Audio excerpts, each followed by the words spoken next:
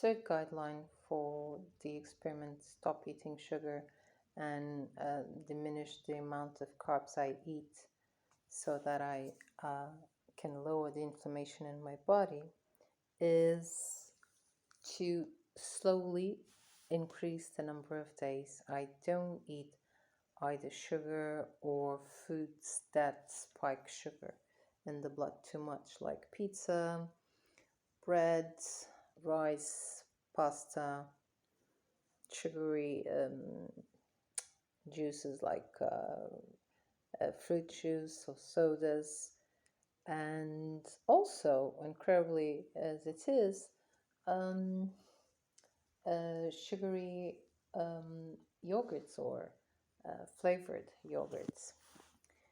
So the number of days there are going to be one per week. So every week I'm going to increase one day. I should not have any of these.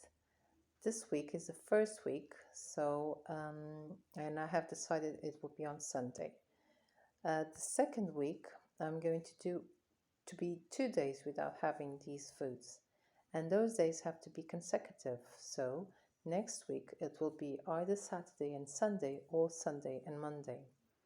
The third week will be 3 days, and again they have to be consecutives, because what I want to do is to progressively increase the number of days I am without having sugar or sugary treats or foods that spike the sugar in the blood.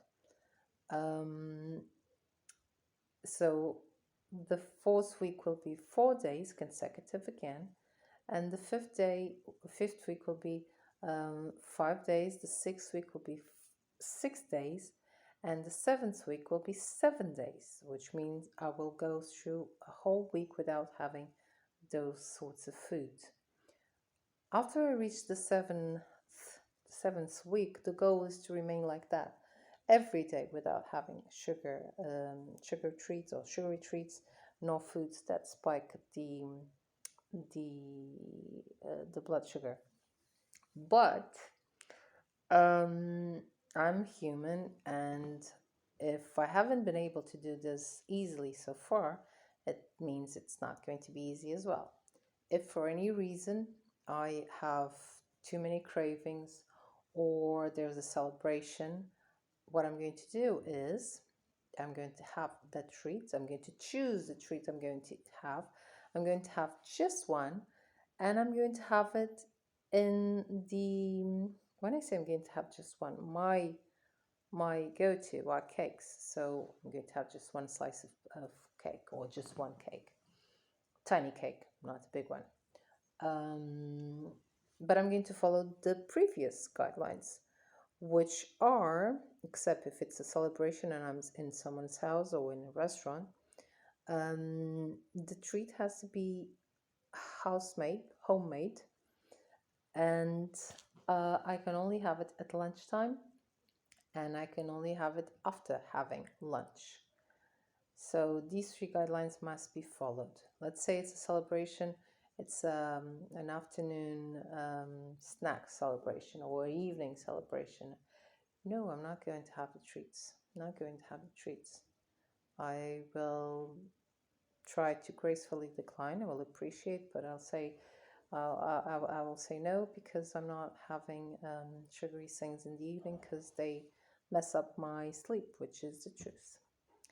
So this is the third guideline. Slowly, gradually increase the number of days I go without having sugar until I reach the 7 consecutive days.